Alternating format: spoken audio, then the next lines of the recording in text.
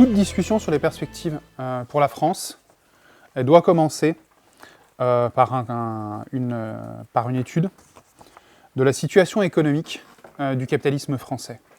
Et le moins qu'on puisse dire, c'est que cette situation, elle est très mauvaise. C'est lié à la situation économique mondiale, à la crise déclenchée en 2022 par la guerre en Ukraine notamment, mais aussi c'est lié à la situation particulière du capitalisme et de l'impérialisme français, qui sont en déclin continu depuis plusieurs décennies, mais ce déclin s'est accéléré ces dernières années. On en a beaucoup parlé par de la forme visible que ça a pris avec le retrait notamment de l'armée française de toute une série de pays africains, le Centrafrique, le Mali, le Burkina Faso, le Niger, le Sénégal, le Tchad, et je suis sûr que j'en oublie. Même si il faut bien préciser que ce processus, ce n'est pas un processus complètement unilatéral. Dans le même temps où la France perdait son influence dans toute une série de pays, dans quelques pays spécifiques, elle regagnait une petite influence politique ou diplomatique. Par exemple, en Guinée, le coup d'État en 2021 a résulté au final par un renforcement de l'influence française. Ce qui n'est pas très surprenant, en fait, c'est un coup d'État qui était mené par un franco-guinéen qui était sous-officier dans la Légion étrangère française pas longtemps avant le coup d'État. En substance, c'est un citoyen français, ancien soldat français, qui a fait un coup d'État en Guinée et qui se trouve à remplacer un gouvernement qui tendait à se rapprocher des Chinois et des Turcs. Et donc, dans ce pays, l'influence française a un peu augmenté. Mais en dehors de ces exceptions-là, qui se comptent, qui sont vraiment très très rares, la dynamique générale est celle d'un déclin de l'influence politique, militaire et diplomatique française dans toutes ces sphères d'influence traditionnelles et avant tout en Afrique. Et ce déclin, il ne se manifeste pas que sur ces plans-là, il se manifeste aussi sur le plan économique. On a pu l'observer dans les dernières années avec le démantèlement de l'empire, du véritable empire économique que Bolloré avait construit dans les télécommunications et les infrastructures dans le golfe de Guinée, où il avait détenu pendant des années, si ce n'est des décennies, un véritable monopole sur les infrastructures portuaires, les télécommunications, les transports ferroviaires, etc., où tout cela a disparu au profit d'entreprises suisses, italiennes et surtout chinoises. Mais ce n'est pas le seul élément marquant. Il y a eu toute une série de signaux dans ces 2 dernières années, très importants, de ce point de vue-là. Orano, l'ex-entreprise Areva, donc le nucléaire, s'est vu retirer toutes ses concessions au Niger, ce qui était une position extrêmement importante pour l'approvisionnement en uranium de l'industrie électrique française. En janvier de cette année, Total a retiré l'intégralité de s'est retiré totalement du Mali, puis le mois suivant, en février, s'est retiré du Burkina Faso. Et là encore, Total, ça a été pendant des décennies une des pointes avancées de l'impérialisme français, un des géants de l'impérialisme français sur le plan économique en Afrique. Le retrait de 2 pays qui ne sont pas des petits pays dans le Sahel, pour l'impérialisme français, de Total, c'est un signe marquant de ce déclin. Il y en a d'autres, mais je ne vais pas les lister plus. Ceux-là sont déjà particulièrement révélateurs de cette dynamique. Et le capitalisme français est donc soumis à une concurrence accrue de tous ses rivaux, le capitalisme chinois, le capitalisme allemand, le capitalisme américain, y compris sur le marché intérieur. Ce déclin ne se manifeste pas que à l'échelle internationale, il se manifeste aussi sur le marché intérieur. Et l'impact de ce déclin sur le capitalisme français, il est évident. On a eu, l'année dernière, en 2024, un record du nombre de fermetures d'entreprises. C'était le plus grand chiffre jamais atteint depuis longtemps. Le chômage est reparti à la hausse depuis 2023. Il tourne aujourd'hui autour de 7,5% de la population active. Donc on a toute une série de signaux comme ça. Pareil, en août, la production industrielle a baissé, ce qui a été une surprise pour la plupart des analystes, qui ne s'attendaient pas à une baisse comme ça brusque de la production industrielle pendant l'été, mais c'est le cas.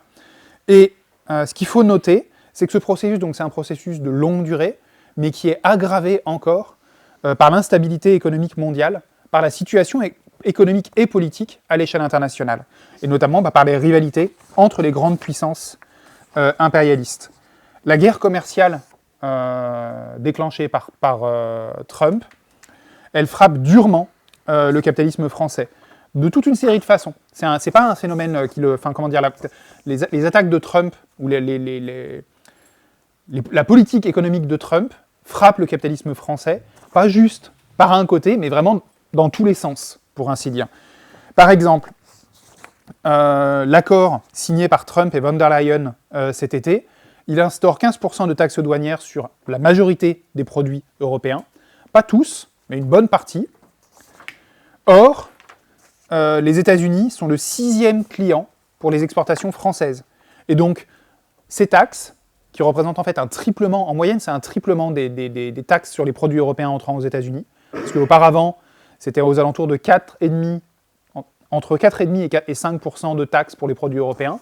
Là, ça passe à 15%. Donc ce triplement des taxes sur les produits européens, ça va forcément réduire les profits des entreprises françaises qui exportaient vers les États-Unis. Les États-Unis qui étaient donc, je l'ai dit, un des principaux clients de la France. Surtout dans des secteurs économiques français qui avaient été juste là relativement épargnés par la crise, notamment le secteur du vin, le secteur du luxe, tout un tas de secteurs qui avaient jusque-là réussi à tirer leur épingle du jeu. Le même accord, par contre, ne prévoit pas de taxes pour les produits américains en Europe. Ce qui veut dire, deuxième point d'attaque contre le capitalisme français, que les produits américains vont pouvoir venir concurrencer encore plus facilement le capitalisme français sur le marché intérieur. Non seulement les entreprises françaises vont moins bien réussir à exporter aux États-Unis, mais elles vont en plus avoir des marchandises françaises qui vont venir prendre des parts de marché en France. Et c'est pas fini, parce que Trump, en France, et pas que en France, parce que les entreprises françaises occupent aussi des marchés très importants sur le marché européen. Et là encore, les entreprises américaines vont venir pouvoir concurrencer les entreprises françaises dans toute une série de domaines, dans l'ensemble de l'Union européenne. Les positions détenues par le capitalisme français en Europe de l'Est, dans les Balkans, en Espagne, en Italie, etc., elles vont devoir subir une concurrence beaucoup plus forte des entreprises américaines. Et c'est pas fini, je disais, parce que Trump agite de temps en temps la menace d'une remise en cause de cet accord ou de nouvelles taxes douanières sur différents sujets. Notamment cet été, fin août, donc à peine un mois après que l'accord ait été signé, Trump menaçait de remettre des taxes douanières encore plus élevées sur les produits européens si l'Union européenne appliquait les régulations qu'elle avait prévues pour les géants de la tech américaine. Pour Meta et toutes ces entreprises-là, Trump agite régulièrement la menace de nouvelles taxes douanières qui viendraient donc frapper encore plus brutalement le capitalisme français et les capitalismes européens pour défendre les intérêts des monopoles américains. Et donc c'est tout à fait possible qu'on ait une nouvelle vague de la guerre commerciale contre l'Union européenne, et donc aussi contre le capitalisme français, qui se produisent dans les prochains mois. Par ailleurs, cette guerre commerciale, elle a aussi un effet par ricochet, puisque une des principales cibles de la guerre commerciale lancée par Trump, ça a été la Chine. La Chine a perdu beaucoup de parts de marché aux États-Unis, et elle vient donc chercher dans l'Union européenne les parts de marché qu'elle a perdues aux États-Unis. De ce point de vue-là, d'ailleurs, un camarade me faisait remarquer que certains analystes estiment que la Chine aurait déjà regagné l'équivalent en Europe des parts de marché et des profits qu'elle a perdus aux États-Unis. Et tout ça, tous ces nouveaux marchés pris par la Chine, ils se font forcément au détriment d'entreprises allemandes, italiennes, mais aussi françaises. Et donc, la guerre commerciale, elle sape et elle ronge les profits du capitalisme français par toute une série d'aspects. Et ces perspectives économiques très mauvaises, elles conditionnent toute la situation politique en France. Il y a un article du Monde qui est paru il y a quelques jours, qui résumait en fait cette situation, qui disait la croissance sera atone en 2025. C'est une façon de dire qu'elle sera moribonde, ou c'est plus poli. Les gens ne savent pas ce que ça veut dire atone. Ils ont besoin de sortir le dictionnaire, donc ils sont moins frappés quand Le Monde écrit « la croissance sera atone ». Donc autour de 0,7% en 2025. Et il expliquait « il est évidemment très difficile de contenir la dette dans ces conditions. Une croissance affaiblie réduit mécaniquement les rentrées fiscales. » Et cette question de la dette, ça occupe aujourd'hui une place centrale dans toutes les discussions politiques, dans l'avenir du gouvernement en fait. La dette publique, elle a atteint les 116,5% du PIB.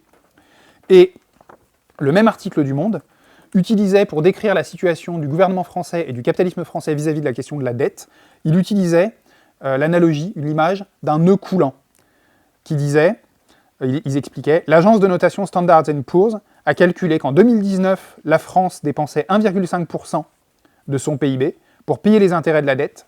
Cette année, ce sera 2,4%, et en 2028, 3,2%. Ça, c'est une perspective qui conditionne forcément toute la politique d'un gouvernement bourgeois en France, puisqu'ils sont obligés de prendre en compte cette épée de Damoclès de la dette qui ne fait que devenir plus menaçante, plus importante, à chaque année qui passe. Et c'est pas fini. Le même article expliquait par exemple que, avec le temps qui passe, le poids de la dette devient même mécaniquement plus important, puisqu'on finit par épuiser, la France finit par rembourser les emprunts qu'elle avait pris il y a un certain nombre d'années, qui avaient des emprunts à taux très bas, et qu'elle commence à rembourser les emprunts plus récents, avec des taux plus élevés. Et donc, ne serait-ce que de ce fait-là, le poids de la dette augmente sur le budget de l'État.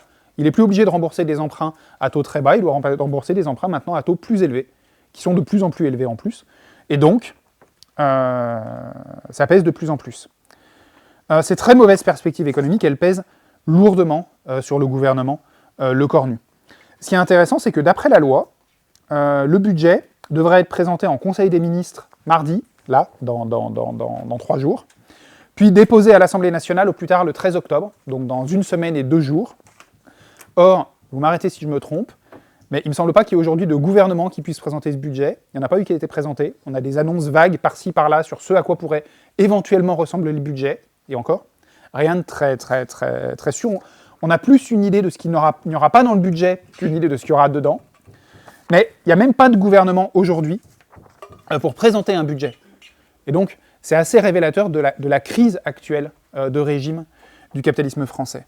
Et d'où il vient en fait ce blocage? D'où ça vient ce fait qu'un mois presque après la démission du précédent gouvernement, eh ben, on n'a toujours pas de nouveau gouvernement, alors même que l'urgence de la situation économique pèse sur le capitalisme français. Comment ça se fait que la bourgeoisie française n'arrive pas à faire ça? Eh bien en fait, Le Cornu, il est confronté à la même équation que Barnier et Bayrou. Il n'a pas de majorité à l'Assemblée, mais il doit faire adopter un budget qui, au vu du contexte économique dont je viens de parler, ne peut être, pour la bourgeoisie française, qu'un budget d'austérité. Ça suppose le soutien actif ou passif du RN et du PS, qui doivent soit le soutenir en votant pour le budget, soit le soutenir en ne soutenant pas la censure qui tombera si Barnier est obligé d'utiliser le 49.3 ou un autre article bizarre avec un alinéa de la Constitution pour faire adopter son budget. Et donc, il a besoin du soutien actif du RN et du soutien actif ou passif, du RN et du PS. Or, le RN, il est tiraillé entre, d'une part, sa volonté de montrer à la bourgeoisie française qu'il est un parti raisonnable, qui peut gérer au mieux les intérêts du capitalisme français, que la bourgeoisie française peut lui faire confiance pour le laisser prendre le gouvernement et gérer ses intérêts au mieux. Mais d'un autre côté, il y a une autre pression qui pèse sur le RN, c'est celle de son électorat ouvrier et populaire, qui veut mettre fin à l'austérité, faire tomber Macron, faire tomber Le Cornu, mettre un grand coup de balai dans tout le gouvernement macroniste, en fait.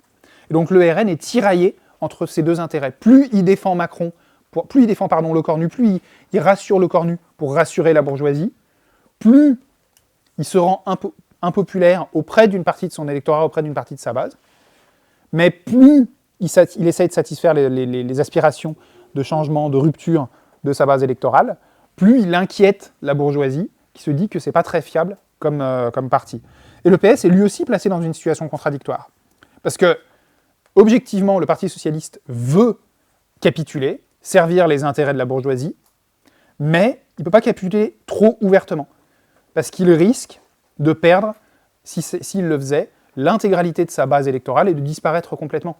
Je veux dire, si, au final, le PS se transforme en un élément de l'assemblage macroniste, un élément de macronisme, pourquoi voter PS? Pourquoi pas voter directement Macron, en fait? Et donc, le Parti socialiste doit entretenir l'illusion, au moins, ou l'apparence d'une opposition. Il y a un autre élément aussi qui rentre en ligne de compte, c'est que des élections approchent, il y a les municipales, mais il y a aussi tout le monde voit arriver assez gros comme une maison des législatives anticipées, qu'elles soient dans 2 mois, 3 mois ou plus tard. Et donc, dans cette situation, ni le RN ni le PS ne veulent apparaître comme étant ceux qui ont sauvé le gouvernement Lecornu. Et donc, ils ont tendance à regarder l'un l'autre ce qu'ils vont faire pour voir s'ils vont censurer, ne pas censurer, faire tomber le gouvernement, ne pas faire tomber le gouvernement. Concrètement, si le RN censure, le PS, dans la situation présente, ne peut pas ne pas censurer. Parce qu'ils ne peuvent pas ensuite se présenter devant les électeurs en disant « Bonjour, c'est nous qui avons sauvé Lecornu, c'est nous qui sommes responsables du budget que vous êtes en train de vous prendre dans la tête, votez pour nous ». Et de même façon, si le PS censure, le RN ne peut pas venir devant ses électeurs en disant « Ce gouvernement est tellement mauvais que même le parti de François Hollande l'a censuré, mais nous qui sommes des gens responsables, on l'a soutenu, votez pour nous ». Dans la situation présente, ni le RN ni le PS ne peuvent être vus comme les seuls responsables du maintien du gouvernement. Et donc si l'un censure, l'autre censure. Et ça oblige Lecornu à essayer de donner des gages aux deux. Sauf que c'est relativement contradictoire. Parce que s'il fait des concessions sur l'aide médicale d'État, par exemple, le RN est content, mais le PS l'est moins. S'il fait des concessions sociales, entre guillemets, le PS a un prétexte pour justifier son vote, mais le RN n'a pas quelque chose qui le satisfasse directement. Et par ailleurs, Lecornu ne peut pas faire trop de concessions. Parce que il reste comme l'ISF, la taxe Zuckman, revenir sur la réforme des retraites, il ne peut pas faire trop de concessions aux uns ou aux autres. Parce que, premièrement, c'est pas ce dont la bourgeoisie a besoin. Je le disais, la bourgeoisie, elle n'a pas besoin de concessions sociales, elle a besoin d'un budget d'austérité, d'un budget ultra austéritaire. Mais aussi parce qu'au sein de la coalition gouvernementale de LR, de Lecornu, il y a les Républicains, il y a la droite, et qui pourrait rompre si Lecornu fait trop de concessions. Retailleau, par exemple, hier, est intervenu en dénonçant à demi-mot le renoncement de Lecornu au 49.3, en disant qu'il y avait un risque que ce renoncement au 49.3 ne débouche, je cite, sur une coalition des démagogues, ainsi que sur le vote d'un budget qui serait contraire aux intérêts supérieurs de notre pays. C'est-à-dire, ça c'était un message adressé directement à Lecornu pour lui dire « si tu fais trop de concessions, nous on n'est plus dans le game, nous on n'est plus dans le gouvernement, on n'est plus dans ta majorité. Donc, pas trop de concessions s'il te plaît, parce que c'est une concession, tu dois nous faire des concessions aussi à nous, pour qu'on reste. » Quant à l'attitude de la bourgeoisie, elle est évidente. Je veux dire, le MEDEF, le meeting appelé par le MEDEF lundi prochain, 13 octobre, jour précisément où le budget doit être présenté à l'Assemblée nationale d'après la loi, c'est un élément relativement inédit. Moi, je ne me rappelle pas d'un meeting comme ça dans la rue, appelé par le MEDEF, avec vous allez voir les Bernard Arnault, j'imagine, en manif, derrière une banderole, ça va être rigolo. Mais c'est une façon inédite pour le patronat de faire pression sur le gouvernement, là encore, pour qu'il refuse toute concession sociale. Et donc, la situation est en apparence inextricable. Mais peut-être en apparence seulement. Parce que malgré tous les éléments que je viens de dire, il y a tout un tas d'autres éléments de calcul, de petits calculs d'appareils, de petits calculs de petits élus locaux, de petits bureaucrates locaux, qui peut impacter aussi sur tout ça. Le PS peut tout à fait décider de capituler demain. Je veux dire, après tout, il s'est vendu à Bayrou pour un plat de lentilles au printemps. Le fameux conclave sur les retraites. C'était une capitulation en race campagne, absolument évidente. Mais justement, le fait qu'il ait capitulé de façon aussi flagrante, il y a aussi peu de temps, ça peut être aussi un élément qui peut dissuader ses dirigeants de répéter l'expérience. Surtout à quelques mois des élections municipales, et alors que le rejet de Macron et du macronisme atteint des sommets. Donc, il y a toute une série d'éléments qui font qu'il est extrêmement difficile de prédire l'avenir à court terme de ce gouvernement. S'il tombe, ce que pourraient sembler indiquer les déclarations de Marine Le Pen et d'Olivier Faure hier, à leur sortie du rendez-vous avec Lecornu, tous les deux sont sortis en disant qu'il n'y avait pas assez de concessions, qu'il n'y avait pas de rupture, que dans les conditions telles qu'elles étaient, Marine Le Pen l'a dit, c'était la rupture ou la censure, et que là, elle ne voyait pas de rupture. Donc elle n'a pas dit que ça serait la censure, mais elle le sous-entend lourdement. Et les deux disant, on attend le discours de politique générale lundi pour voir ce qu'il en sera.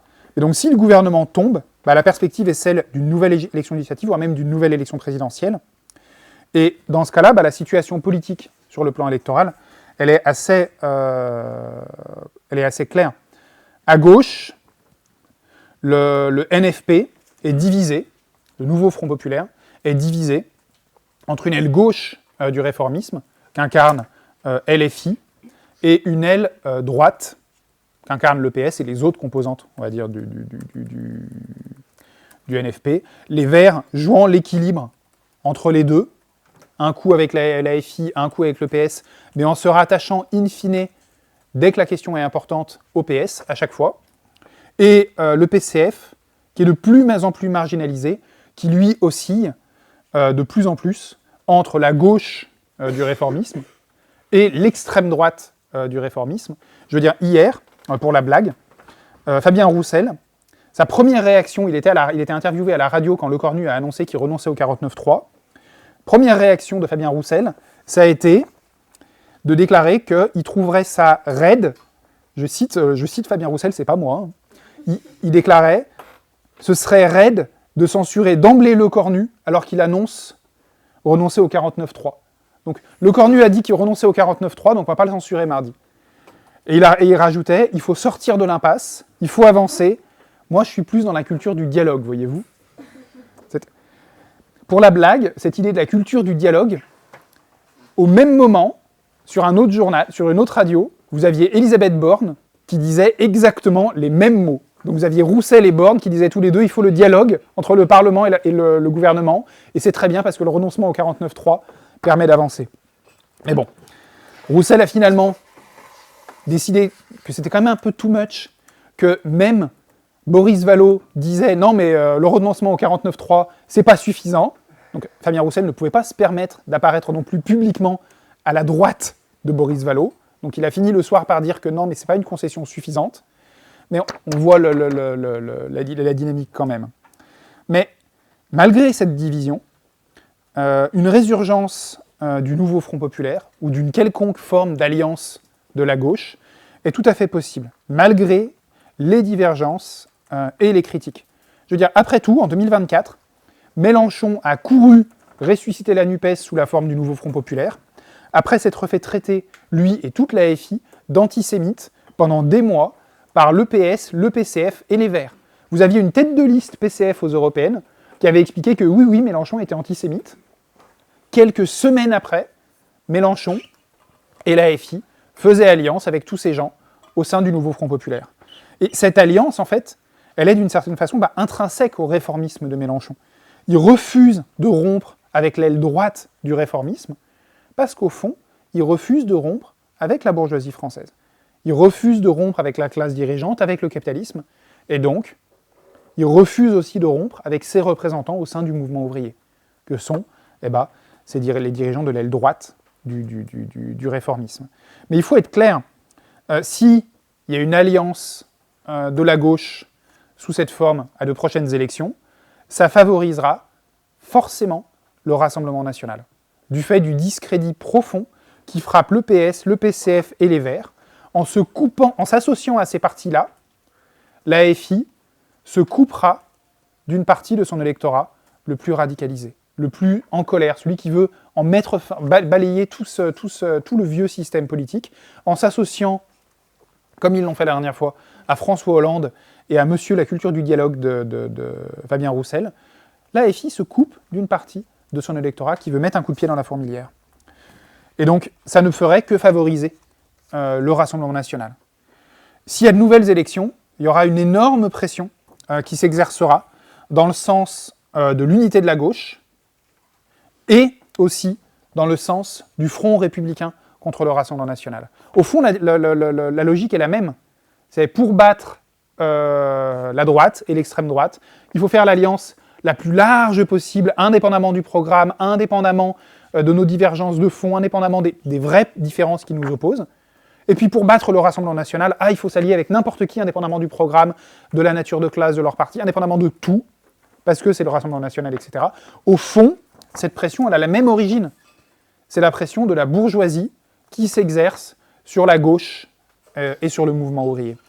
Parce que la pression, elle sera écrasante au moment si de nouvelles élections arrivent, et elle ne va faire qu'augmenter au fur et à mesure que la perspective de nouvelles élections deviendra plus importante. Donc il faut rappeler nos fondamentaux, que le front républicain, avec la droite, avec des partis bourgeois contre le Rassemblement national, n'affaiblit pas le Rassemblement national, ne fait que le renforcer sur le long terme, que c'est une alliance sans principe, avec des partis bourgeois.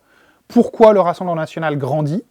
Eh ben, c'est à cause des décennies et des décennies de trahison, de renoncement des réformistes de la gauche, qui, quand ils ont été au gouvernement, au pouvoir, sous Mitterrand, sous Jospin, sous Hollande, n'ont fait qu'attaquer les travailleurs, attaquer la classe ouvrière, mettre en œuvre des politiques d'austérité, des politiques racistes, mettre en œuvre en gros le programme de la bourgeoisie. C'est ça qui explique le succès du Rassemblement national, pas autre chose. Si on veut enrayer la dynamique de développement du Rassemblement national, il faut un programme radical de rupture avec le capitalisme, avec l'austérité, pour couper l'herbe sous le pied, en fait, du Rassemblement national de ce point de vue-là. Mais cette équation électorale et parlementaire, elle ne doit pas, dont je viens de parler, elle ne doit pas obnubiler les camarades. Il ne faut pas que nos discussions sur les perspectives pour la France ou sur la situation politique en France se noient dans des conjectures ou des hypothèses sur si machin censure, tel truc censure, et tel machin, et tel... Il ne faut pas que ça soit des discussions d'élaboration de scénarios à 25 bandes pour voir si le gouvernement va tomber le 15 ou le 16, et qu'est-ce qui va se passer à tel ou tel élément. Parce que, concrètement, on ne peut pas le savoir précisément, et que la situation évoluera bien assez vite, en réalité. L'important pour nous, c'est que les camarades comprennent bien le fond économique et politique qui conditionne cette équation, ainsi que sa dynamique générale. La bourgeoisie, elle a besoin de l'austérité, je le disais, mais ça suppose, pour l'imposer, un minimum de stabilité politique, qui est précisément sapé par la lutte des classes que cause la crise économique et l'austérité, et cette crise économique qui est la même qui rend l'austérité précisément indispensable. Et donc, c'est ce qu'on expliquait en fait dès le début de la crise économique mondiale en 2008. Notre internationale, elle expliquait que chaque tentative de la bourgeoisie pour stabiliser la situation sur le plan économique déstabiliserait la situation sur le plan politique et vice-versa. Chaque concession qui sera faite sur le plan politique pour calmer la classe ouvrière aggravera la situation sur le plan économique, et chaque tentative d'imposer l'austérité ou d'imposer des mesures de stabilisation de l'économie aggravera la colère des masses, intensifiera la lutte des classes, et provoquera donc plus d'instabilité politique. L'arrivée au pouvoir d'Emmanuel Macron a été saluée par la bourgeoisie en 2017, si vous vous en rappelez, comme une espèce quasiment un retour du Messie. C'était le renouveau du centrisme, la preuve qu'on pouvait avoir des dirigeants centristes, modérés, qui gagnaient des élections et qui faisaient des trucs. Mais depuis, on a assisté à un affaiblissement constant de Macron et du macronisme, ainsi qu'à une multiplication de mouvements de masse contre son gouvernement. L'effritement du bloc central, il est évident, si on prend les voix, par exemple, des macronistes, si on prend ce qui compose aujourd'hui le bloc central, ce qu'on appelle comme ça, donc les macronistes plus LR, la dynamique, elle est nette. En 2017, ces deux partis, ils faisaient, ces deux camps, ces deux trucs, ils faisaient à eux deux, au premier tour, 12,1 millions de voix. En 2024, ils n'en faisaient plus que 9,6. Et parallèlement à cet affaiblissement du centre, on assiste aussi à une radicalisation massive à droite. Le Rassemblement national est passé sur la même période, donc entre 2017 et 2024, de 2,9 millions de voix à 10,7. Et on assiste à une dynamique de radicalisation aussi à gauche. Elle est moins claire, elle est moins évidente. Du fait des erreurs de Mélenchon et de la France insoumise vis-à-vis de l'aile droite du réformisme, la NUPES, le NFP ont rendu moins évident ce processus de radicalisation, parce que comme je le disais tout à l'heure, ils ont repoussé une partie des travailleurs, des jeunes les plus radicalisés, mais elle est néanmoins présente. Je veux dire, il y a une dizaine d'années, le principal parti en France à gauche, c'était le Parti socialiste. Aujourd'hui, c'est la France insoumise. Le Parti socialiste est en voie de marginalisation, Et il n'a survécu aux deux dernières élections législatives que grâce à l'aide de la France insoumise. Je veux dire, s'il n'y avait pas eu la NUPES en 2022, le PS aurait été balayé, aurait peut-être disparu complètement de l'Assemblée nationale, et même chose en 2024. La seule raison pour laquelle ce parti, qui est un parti qui a été un pilier du régime de la bourgeoisie française pendant des décennies, la seule raison pour laquelle il survit, c'est parce que l'AFI lui accorde son soutien, le laisse survivre, l'aide à survivre même, en lui abandonnant des circonscriptions électorales. Et donc en fait, on voit aussi cette dynamique de radicalisation à gauche, même si du fait des erreurs des dirigeants de l'aile gauche du réformisme, il est moins visible que ce qu'on observe à droite avec le Rassemblement national. Et ce processus, c'est pas une originalité française, c'est un processus qu'on observe dans toutes les démocraties bourgeoises. Un effondrement du centre et un renforcement et une radicalisation à droite et à gauche quand la situation, quand il y a quelque chose autour de laquelle ça peut se cristalliser. Et cette radicalisation, elle est encore approfondie par la situation mondiale du capitalisme, notamment par la multiplication des guerres impérialistes. La guerre en Ukraine a eu un impact en Europe énorme de ce point de vue-là. Les sanctions contre la Russie ont frappé de plein fouet l'économie européenne, ont frappé de plein fouet l'industrie allemande, où il y a eu des fermetures de boîtes, des fermetures d'usines, des licenciements, des plans sociaux, des trucs qui étaient à une ampleur inédite depuis des décennies en Allemagne. Ça a fait bondir le prix de l'énergie. Ça a fait provoquer donc une hausse du chômage, une hausse du coût de la vie, et ça a provoqué un rejet dans toute une série de pays de tous les partis qui étaient vus comme associés à cette politique-là, de tous les partis qui prenaient la parole en public, comme Sandrine Rousseau en a été une bonne incarnation en France, avec son idée de il faut baisser les chauffages de 2 degrés dans tous les appartements parisiens pour faire la guerre contre Poutine, qui était quand même l'incarnation la plus bête, je trouve, de cette politique, parce que j'ai baissé le chauffage chez moi, enfin on a baissé le chauffage chez moi, parce qu'on m'a pas laissé le choix, mais Poutine, au Kremlin, il est bien emmerdé maintenant qu'il y a 2 degrés de moins dans mon salon.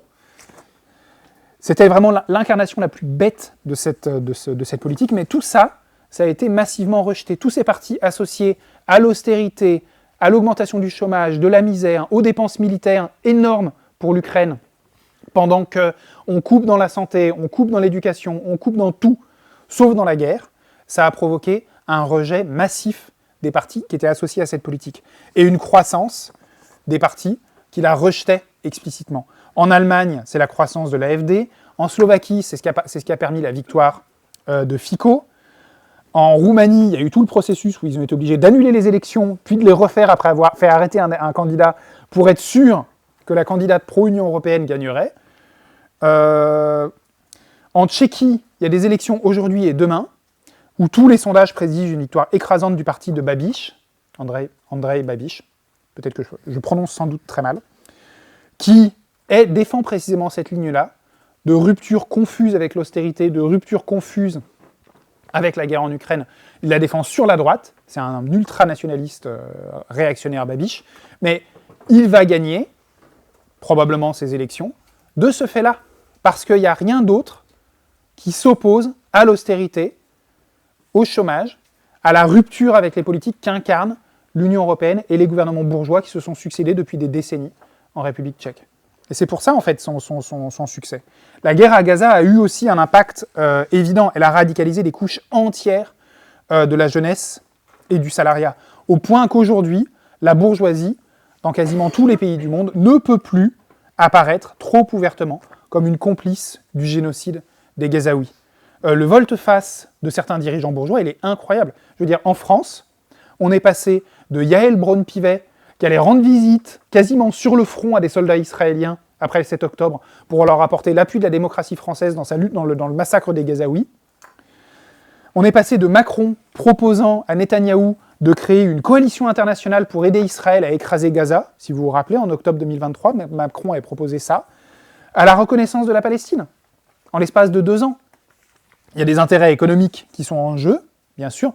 Le fait que Netanyahou bombarde le Liban, la Syrie, où l'impérialisme français a des intérêts, le fait que l'impérialisme français a des intérêts de façon générale au Moyen-Orient, et que le chaos semé par le gouvernement de Netanyahou, ça ne favorise pas ses intérêts, ça rentre en ligne de compte, évidemment, mais l'élément marquant, l'élément déterminant, C'est la colère des masses, c'est la colère de la jeunesse, c'est la colère de la majorité en fait, de la classe ouvrière, le rejet du génocide, qui interdit aux dirigeants bourgeois d'apparaître comme des complices trop clairs, trop évidents du génocide des Gazaouis. Ceci étant, il faut qu'on dénonce, en passant je le signale, mais il faut qu'on dénonce cette hypocrisie. Je veux dire, la reconnaissance de la Palestine par Macron, elle était il y a quoi ? Il y a une semaine et demie. Donc, reconnaissance de l'État palestinien, droit des Palestiniens à disposer d'eux-mêmes, etc., etc. Une semaine après, le même Macron approuvait avec enthousiasme le plan de paix de Trump, qui proposait la division de la Palestine, aucun État palestinien, l'annexion, enfin le passage de facto de la bande de Gaza sous le contrôle d'une espèce de comité de la paix présidé par Trump avec Tony Blair. Donc on est vraiment très très loin de l'hypothèse d'un État palestinien.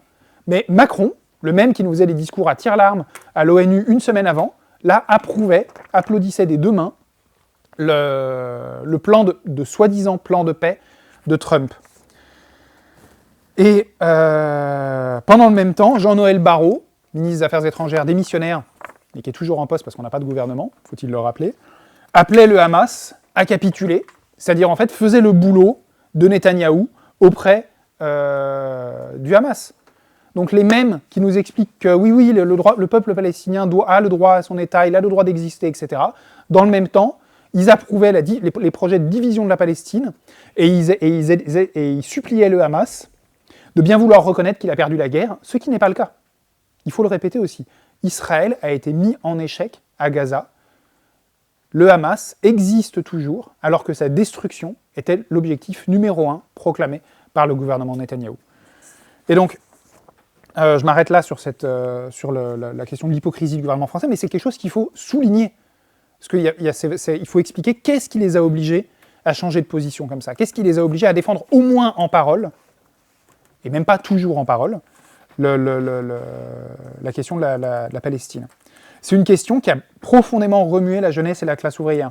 Tellement profondément qu'il est tout à fait possible qu'éclate un mouvement semblable à celui qui se développe en ce moment en Italie. Des mobilisations de masse sur la question de la Palestine sont possibles, selon l'évolution de la situation. Là, le Hamas a annoncé hier qu'ils étaient prêts à négocier, ils n'acceptent pas le plan de paix de Trump tel quel, ils acceptent de négocier sur la base de ce plan de paix, en intégrant toute une série d'autres conditions qui n'étaient pas celles que Trump prévoyait. Mais Trump accepte cette offre et va négocier donc avec le Hamas. Reste à voir comment le gouvernement Netanyahou va réagir, parce que ça ne fait pas ses intérêts, cette question. Mais donc si la guerre continue, si le génocide continue, des mouvements de masse peuvent tout à fait éclater en France, comme ils ont éclaté dans d'autres pays, suite à l'arraisonnement de la flottille cette semaine. En Italie, un élément très intéressant d'ailleurs, c'est la façon dont cette colère contre le génocide des Gazaouis s'est connectée avec la colère beaucoup plus profonde qui existait dans la société contre le gouvernement Meloni, contre l'austérité, contre les attaques, contre les plans sociaux, en gros contre la crise générale du capitalisme. La colère contre le génocide des Gazaouis a aussi fait remonter à la surface toute cette colère-là contre Meloni et la bourgeoisie italienne. Parce que, de manière générale, et ça il faut que les camarades le comprennent bien, il faut qu'on l'explique, la situation sociale et économique, de manière générale, rend inévitable de puissantes mobilisations de la classe ouvrière. On en a déjà eu à de multiples reprises ces dernières années, en 2016, en 2018, à nouveau en 2023 sur la question de la réforme des retraites, et il y en a eu d'autres, mais c'est les plus importantes, et à chaque fois, ça a été des échecs, causés par la stratégie forcément perdante, qui ne peut être que perdante, des journées d'action. C'est un processus qu'on a déjà expliqué, mais je vais en reparler. En période de crise économique, l'austérité, c'est pas un choix pour la bourgeoisie. C'est une nécessité objective. Elle a besoin d'attaquer dans toutes les conquêtes de la classe ouvrière. Nickel. Elle a besoin d'attaquer les salaires, elle a besoin d'attaquer tout pour défendre ses profits. Et donc, elle ne reculera que si elle est prise à la gorge, que si elle risque de tout perdre. Or, les journées d'action ne représentent pas un risque pour elle. Elle a tout le temps pour les anticiper, calculer ses pertes éventuelles, se préparer à reprendre les affaires tranquillement le lendemain, une fois que la grève est passée. Sarkozy, en 2008, il avait dit quelque chose qui était très vrai. Il avait dit « Désormais, Quand il y a une grève en France, personne ne s'en aperçoit. C'est pas vrai pour toutes les grèves, mais pour ce qui est des journées d'action rituelles organisées par l'intersyndicale, c'est parfaitement exact. La bourgeoisie, sur le plan économique, ne s'en aperçoit pas. C'est des journées qui n'ont aucun impact. Et de plus en plus de gens se rendent compte de l'échec de ces journées, et donc s'abstiennent d'y participer, ou alors manifestent en prenant des RTT, en prenant un congé, en prenant ceci, en prenant cela, mais manifestent sans avoir à perdre une journée de salaire pour une grève, pour une journée dont ils savent de toute façon qu'elle sera perdante, parce que toutes les précédentes ont été perdantes. Mais il faut aussi être clair sur une chose, c'est que pour la direction de l'intersyndicale, cette stratégie, elle ne vise pas à faire gagner les mouvements. Pas du tout. C'est une tactique très élaborée qui vise à épuiser l'avant-garde de la classe ouvrière dans une succession de journées d'action stériles pour l'empêcher de mettre en danger le capitalisme. Les sommets des confédérations syndicales, c'est l'incarnation parfaite de ce que Lénine qualifiait d'agent de la bourgeoisie au sein du mouvement ouvrier. C'est ça, en fait, le rôle le but qui vise avec ces journées d'action. C'est pas de faire gagner les mouvements, c'est pas de faire reculer le gouvernement, c'est d'épuiser la classe ouvrière. Je conseille à tous les camarades d'ailleurs de relire à ce sujet l'excellent texte de Trotsky sur les syndicats à l'époque de la décadence impérialiste, dans lequel il aborde justement cette question du rôle des syndicats sous l'impérialisme, dans leur intégration progressive à l'appareil d'État, du rôle qu'ils sont amenés à jouer de ce fait. C'est vraiment un texte très important que tous les camarades devraient lire. Un des derniers textes de Trotsky qu'il a écrit sur la question syndicale. Mais voilà. Sur la question des journées d'action, sur la question de la situation syndicale, Sophie Binet, elle a bénéficié d'une période de grâce après son élection, mais cette période de grâce, elle s'est brutalement achevée après qu'elle ait accepté de participer au conclave sur les retraites. Parce qu'il était clair, aux yeux de tous les travailleurs les plus conscients, que rien de bon ne pouvait sortir de cette comédie du conclave, rien que le nom était une blague en soi, mais elle y allait quand même. Elle a été jouée la comédie de la concertation avec le grand patronat, pour deux raisons.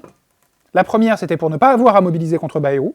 La deuxième, c'était pour fournir au Parti Socialiste un prétexte pour ne pas censurer Bayrou. Le PS pouvait dire « Ah bah non, on va pas censurer Bayrou, regardez, il est en train de négocier avec les syndicats, donc peut-être qu'il va ressortir quelque chose de bien. Donc on ne censure pas et on voit ce que donne le conclave. » À la fin, le conclave n'a rien donné. Le gouvernement est sorti en disant « Austérité, austérité ». Et Sophie Binet a dit « Ah mais on m'a trompé, le conclave n'était pas vraiment prévu pour négocier, et au final, le gouvernement avait déjà prévu... » Bah oui, tout le monde aurait pu le prévoir, et elle le savait de base en y entrant. Mais là, c'est une comédie, en fait. C'est une comédie qui vise à lui éviter d'avoir à mobiliser. Et la passivité des confédérations syndicales contre le gouvernement Bayrou, elle a débouché sur le mouvement du 10 septembre.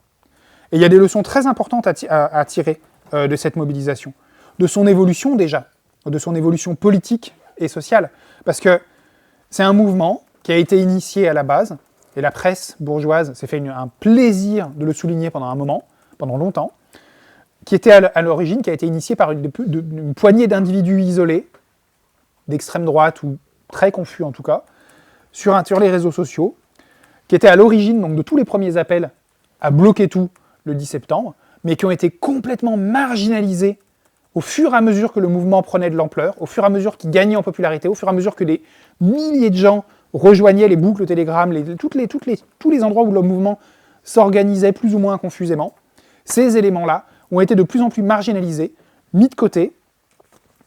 Le RN a fini par s'opposer au mouvement, tandis que la FI s'y ralliait, en entraînant derrière elle le reste de la gauche, ce qui a encore accéléré en fait ce processus de marginalisation des éléments d'extrême droite. Soit dit en passant, c'est intéressant le processus aussi qui s'est produit avec le fait que le ralliement de la FI au mouvement du 10 septembre a obligé en l'espace de quelques jours le PS, les Verts, tout ça, à se rallier au 10 septembre eux aussi. C'est intéressant. C'est la même dynamique qui se retrouve aujourd'hui vis-à-vis du gouvernement Lecornu. La colère des masses, elle est telle que le PS ne peut pas soutenir trop franchement, trop ouvertement le gouvernement si la FI s'oppose au gouvernement. Parce qu'elle risquerait, dans ce cas-là, d'abandonner complètement le terrain et d'être marginalisée totalement au profit de la France insoumise.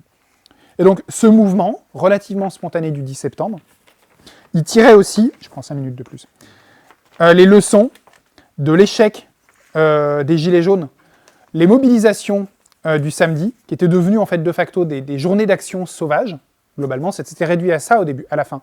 C'est-à-dire que c'était des manifs toutes les semaines. Alors, c'est pas des journées d'action au sens où l'intersyndicale n'y appelle pas, mais de facto, c'était la même chose. Tous les samedis, le centre-ville de Paris est paralysé, quelques grandes villes aussi, mais sinon, ça passe. Il faut juste calculer que le samedi, c'est bloqué, et ça passe. Cette méthode de lutte avait fini par atteindre ses limites. Et elle a été remplacée, donc, le 10 septembre, par des appels clairs à tout bloquer par la grève générale. Par des appels lancés aussi en direction des syndicats. Par des appels, en fait, au mouvement ouvrier pour se mobiliser. Et l'ampleur de la mobilisation a obligé l'intersyndicale à s'y rallier, au moins pour tenter de la désamorcer. Il y a eu une stratégie absolument millimétrée de l'intersyndicale dans ce but, d'ailleurs. Le 10, un appui à la mobilisation, mais sans consigne claire, sans appel direct à la grève, un truc très confus. Mais attention, la priorité pour nous, tout pour nous, c'est le 18. Donc oui, on soutient, mais avant tout le 18. Le 18, une mobilisation, mais qui a été menée as usual, avec une journée d'action en fait préparée par l'intersyndicale comme d'habitude. Puis, l'épisode relativement inédit de l'ultimatum à Lecornu, qui visait en fait un seul but, gagner du temps, ne pas organiser de mobilisation trop près du 18 pour éviter qu'une dynamique ne se lance. Un épisode d'ailleurs qui était comique, parce que un ultimatum lancé à Lecornu, mais pendant toute la semaine où l'ultimatum était en vigueur, est-ce que l'intersyndicale, elle a menacé Lecornu ?